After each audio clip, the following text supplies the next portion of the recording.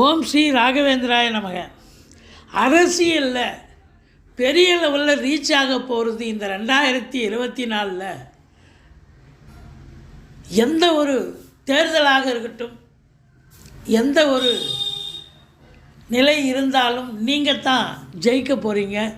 இதில் நம்பர் 1 மேஷம், நம்பர் 2 தனுசு ராசி அன்பர்கள், நம்பர் 3 மிதுனம், நம்பர் 4 ரிஷப ராசி அன்பர்கள்.